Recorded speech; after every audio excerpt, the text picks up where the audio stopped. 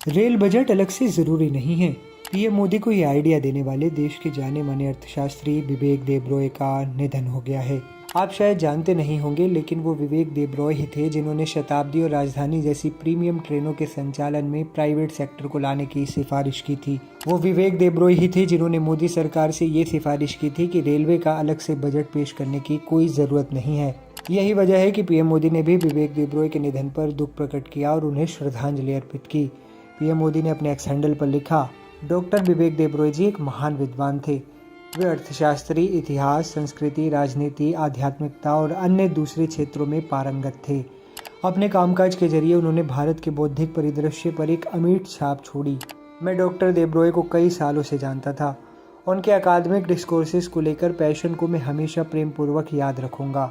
उनके निधन से दुखी हूँ। उनके परिवार और दोस्तों के लिए संवेदनाएं। ओम शांति। भारतीय अर्थव्यवस्था में विवेक देबरॉय का खासा योगदान रहा है।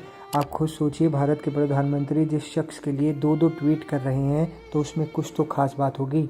आइए जानते हैं विवेक देबरॉय के बारे में कुछ ऐसी बातें जो आपको पहले नहीं पता होंगी। विवेक देबरॉय ने यूनिवर्सिटी ऑफ कैम्ब्रिज से एमएससी और पीएचडी की पढ़ाई की है। वे साल 1989 और 83 के बीच कोलकाता के प्रेसिडेंसी कॉलेज में लेक्चरर रहे। वे Gokhale Institute of Politics and Economics के कुलाधिपति भी रहे।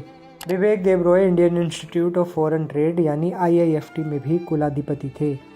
साल 1993 और 98 के बीच वित्त मंत्रालय में लीगल रिफॉर्म्स के प्रोजेक्ट पर उन्होंने काम किया।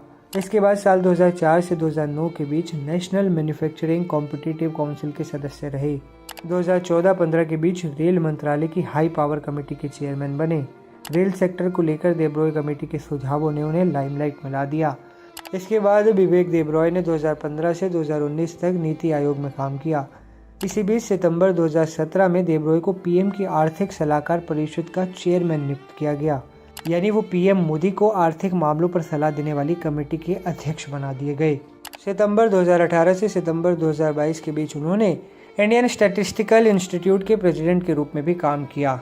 बहुत कम लोग जानते हैं कि विवेक देबरॉय एक लेखक भी थे। उन्होंने कई किताबें लिखी। उन्होंने महाभारत से लेकर भगवद गीता, वेद और रामायण का अनुवाद भी किया। देबरॉय को साल 2015 में भारत के चौथे सर्वोच्च नागरिक पुरस्कार यानी पद्मश्री से भी सम्मानित किया गया था। लेकिन अब विवेक देबरॉय हमारे बीच नहीं है। 69 साल की उम्र में उन्होंने दुनिया को अलविदा कह दिया। वो भारत की अर्थव्यवस्था में दिए गए अपने योगदान की वजह से हमेशा याद किए जाएंगे।